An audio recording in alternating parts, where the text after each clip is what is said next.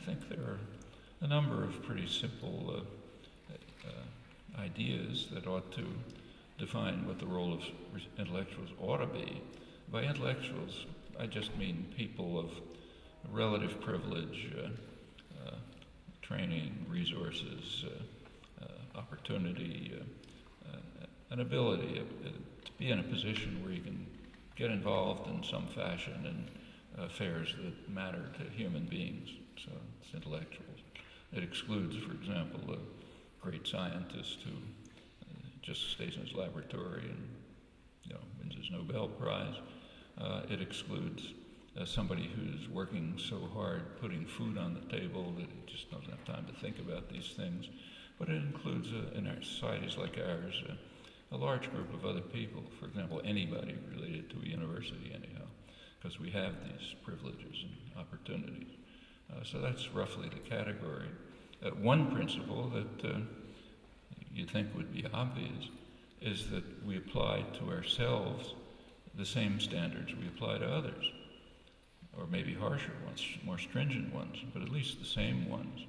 So if terror is bad when they do it to us, then terror is bad when we do it to them, maybe 10 times as much. And that's, again, to take a historical example, if anyone were to follow this principle, take, say, 9/11, the great modern event that changed the world, transformed the world. It was a terrible atrocity, undoubtedly. Could have been a lot worse. Very much like Havel's punishment, could have been worse.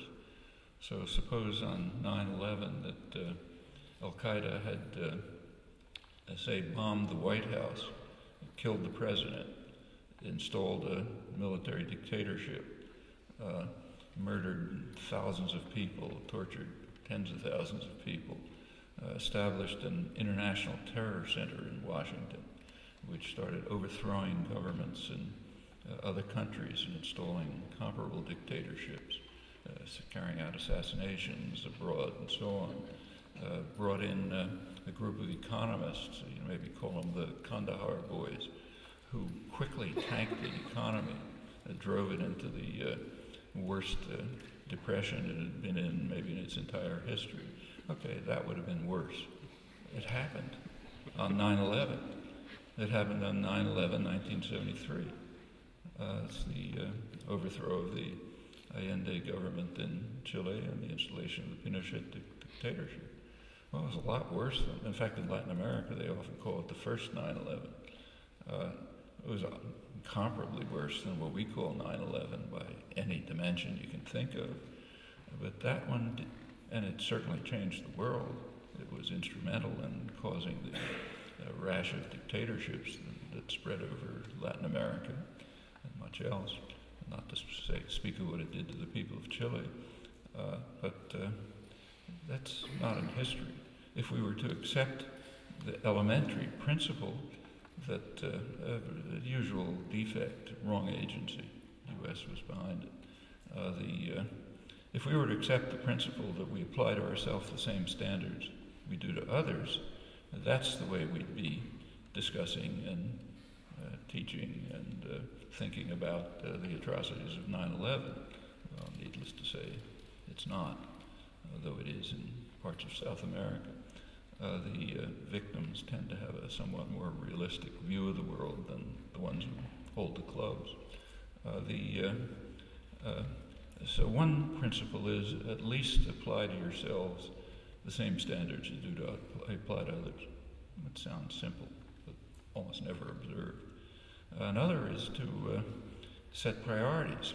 We all have finite energy and time, can't do everything. So try to focus on the things that are important. Importance, of course, is another value judgment. So what's important? Well, one criterion for importance is things that you can influence. So if there's something going on somewhere where you can have an influence, well, that's important to focus on. It may be nice to criticize the crimes of Genghis Khan, but you can't do much about it. And the same is true of crimes carried out by somebody else. You can say how awful it is, but nothing much you can do. On the other hand, crimes in which you're involved yourselves, you can do quite a lot. The closer you are to agency, the more you can do. So that should be the focus. Well, I won't run through examples, I leave it as an exercise, but you'll find that exactly the opposite is done. Exactly the opposite. In fact, you can pretty well determine what the role of intellectuals ought to be by taking a look at what is going on and just turning it to the opposite. It turns out to be a pretty successful technique of analysis. So that's another thing you can do. Other things you can do are to participate in changing your own surroundings, as much of the society as you can reach, in such ways that these values will be accepted, whether it's by teaching, by organizing, by activism, many other ways. Just end by citing an injunction which often is used to formulate these principles, which I think merit some critical attention. It's a precept used by people who personally are close friends and who I respect and honor a lot, Quaker activists, Quaker human rights, anti-war activists, very courageous people, also involved in civil disobedience, protests, very dedicated, picking the right principles. Their precept is that they should be telling truth to power. And I think that's the one thing I really disagree with them on. I don't think that the role of people with some degree of privilege, say like us, should be to tell truth to power. One reason is power already knows the truth. You don't have to tell it to understand it very well. That's why they're doing what they're doing. Another is that they're not the right audience. You should be reaching people who don't know the truth. Tell them. Furthermore, you shouldn't be telling them. It's not that we have some, I, you, whoever it is, has some kind of magic authority.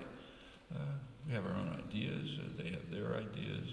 In 1975, for example, the large majority of Americans, I think, knew the truth, that the war was not a mistake. It was fundamentally wrong and immoral. You don't have to tell them the truth. You can participate with them in finding out the truth, learning it yourself, encouraging them to think it through for themselves. So you should be reaching out to other people, trying to learn the truth as best you can together with them. And it should be the audience that matters, not the powerful. And it should be on issues that are of significance. So I think a somewhat more complex version of that precept ought to be adopted. But the intuition behind it is right, and I think it's a sensible guide. And from that we can kind of work out what the responsibility of intellectuals ought to be, comparing it with what the function actually is, and drawing appropriate conclusions. I'll stop there.